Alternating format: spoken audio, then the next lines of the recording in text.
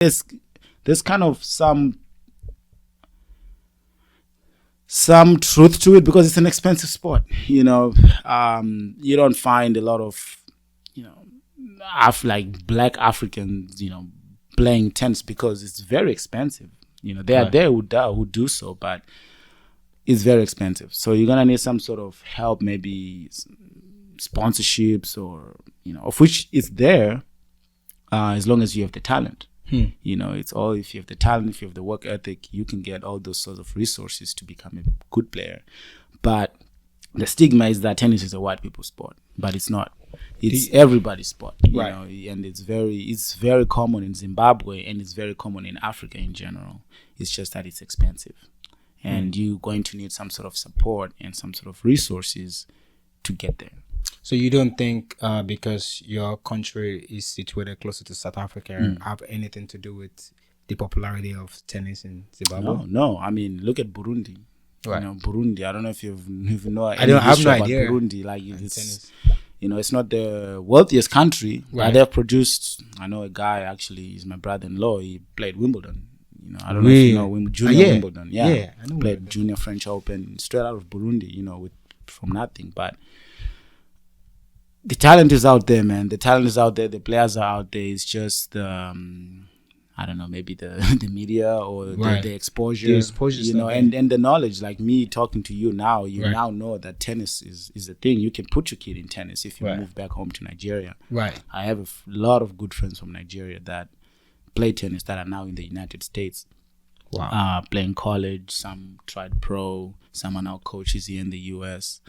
So it's pretty popular. Yeah, I would say I never saw anybody play tennis until I saw people play ping pong, but table tennis, but I never saw anybody play tennis until I got to the States. And I remember the first time you tell me, I was like, what? Like you play tennis? I was just so surprised because I've actually never met anyone. But thank you for sharing that history. Yeah. So do you think Burundi is like the second most popular country that have produced tennis athletes apart from Zimbabwe? Because I think you guys have produced the most currently. Not really, not Zimbabwe. I mean, I think the most, I would give it probably to South Africa. Really? South Africa has had really good players. I mean, they have players that are in the top 10 right now. Tunisia is up there. Egypt is up there. Morocco is up there. I mean, I could go on and on, but each continent has somewhat produced, top 10 professional, like quality top 100, if not top 10 in the world. That's a big deal. Right. Even top 100 in the world on the professional side of things is a big deal. So across the globe, from north to south to east to west Africa, there's been talent all around. People just don't know about it. Oh yeah, people just don't know about it. I mean, I've got that. People ask me, "Oh, well, you went to Gonzaga?" "Oh yeah, I did go. What did you play?